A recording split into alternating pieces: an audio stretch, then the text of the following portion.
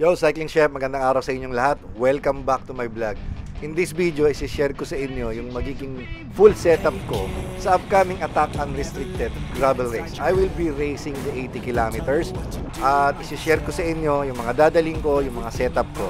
Pero before that, ride muna tayo. I'll fight for what I love with every breath. My past is filled with things I won't forget. I use them all to push me to my best.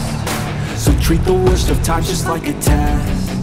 If only I could go back in time, I'd tell myself that everything will end up alright. Just push yourself, test yourself, figure out what you like, and find your limits, don't be rigid, always work towards a prime. Surround yourself with open minds, people can change your life. A few friends with intent can help you feel alive. Find a passion, take some action, and with a little time, just be patient, make a statement, try to enjoy your life. They'll try to kick you while you're down, they wanna rise up while you drown.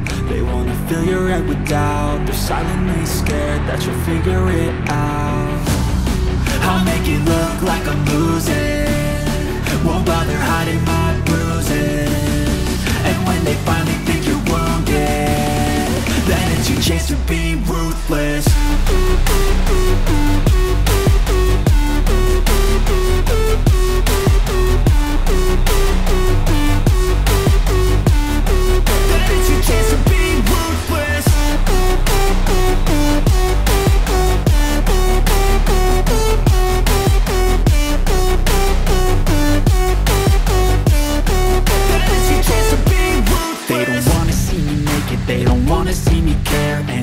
Make some progress, I can see that they compare. I think everyone's against me, maybe something in the air. Am I paranoid? I swear a void is forming and there's... Okay guys, as promised, share ko sa inyo yung magiging setup ko para sa upcoming Attack Unrestricted Gravel Race. As you can see, tapos na tayo mag-ride at nakapag-shower na tayo, and I'm just preparing going to the office. Pero bago yan, pakita ko muna sa inyo yung setup ko. Unahin natin yung bike. O nga pala, ito yung ginamit nating bike kanina. Tagal ko na kasing hindi nagagamit yung road bike. So bago tayo mag-race, recovery ride, nag-road bike muna tayo. And then, balik na tayo sa gravel bike. Unahin muna natin kung ano yung nasa itaas.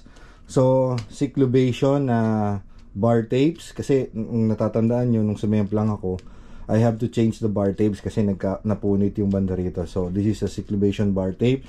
And then here, down to dust, top tube bag. So dito natin ilalagay yung ating ibang mga essentials, yung ating mga nutrition para mabilis natin siya makukuha. Then saddle is Cell Italia saddle. At ito yung ating saddle bag, almost there saddle bag.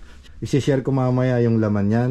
Tapos here, this is the Silca bottle cages, titanium bottle cage. I find it na napaka-safe niyang gamitin sa off-road kasi hindi ka mawawala ng bote. Tapos itong bike na to is the Factor Ostro gravel bike in UD black gloss. The wheelset is by Winspace Loon Hyper. Tapos I'm going to use this Pathfinder from Specialized 700 by 42C. Tapos this Factor Ostro gravel is size small 52. I have the Black Ink 120 40 width, yan. Tapos po ang group set niya is GRX, Shimano GRX DI2. I have the 48-31 chain rings and then 11 to 34 na cassette. Yan. So I like this. So naka-engage yan sa off-road. Since maraming off-road, hindi na natin yan ibababa, ayaan na natin naka-engage yung clutch. So yun, yan ang full bike setup po natin. Tapos mamaya, share ko sa inyo yung iba pa, yung nutrition, kung anong laman nung saddle bag natin. Pero bago po yun, share ko lang sa inyo yung gagamitin natin na helmet. I will be using the K Plus Nova with MIPS. Tapos the jersey na gagamitin natin is from Scion Design or Vector, hindi ko pa alam, pero I will be rocking the Factor jersey for our team. Okay guys, ito naman ang ating laman ng ating saddle bag. Pero first, ito yung ating saddle bag. I'm using the Almost There saddle bag. Tagal ko nang gamit ito sa maraming mga races, rides, adventure. Very stable. Then, I will be bringing one inner tube. Kasi short distance lang naman yung lalaruan natin. Siyempre, we have our multi-tool, plug, strips na pang pair with the plug, CO2, dalawang CO2 just to make sure. Tapos yung ating inflator, ayan, some tire levers, at yun. So basically ito yung laman ng aking saddle bag. Meron pa yan sa loob na missing link, no? Hindi ko na tatanggalin kasi nakadikit siya dun sa loob. Tapos ito yung mga tools natin na dadalhin natin sa gravel race, and we are praying and hoping na itong mga tools na to hindi natin magamit. Tapos I will be using this Camelback Chase galing kay Camelback Philippines. Thank you. Ang capacity niya is 1.5 liters of water, so I'll be adding maple syrup dito doon sa aking water. Tapos yun nga, lalagyan natin siya ng electrolytes. Magdadala rin ako ng isang bote pa na Camelback, then lalagyan ko rin siya ng maple syrup at electrolytes. Okay, let's talk about nutrition. I will be using this Precision Gel with 30 grams of carbs.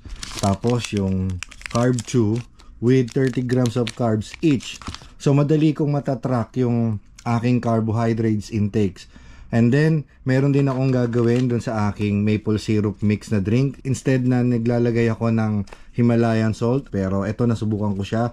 This is an electrolyte, no? I will mix it to my water bottle, and then lalagyan ko siya nito.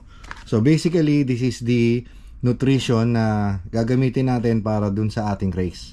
Another thing na dadali natin na hopefully wag din natin magamit is the Psych Plus na portable rechargeable pump, at saka yung ating toe pick na pang check ng ating tire pressure. So yun guys, sana nagustuhan niyo yung short video na to. That's basically my setup for the upcoming Attack Unrestricted Gravel Race. Sige po mga kapadyak, if you like this content, please give it a thumbs up. At kung di pa po kayo nakasubscribe, please do subscribe on my YouTube channel. Ride safe, eat healthy, God bless you all. Cycling Chef po.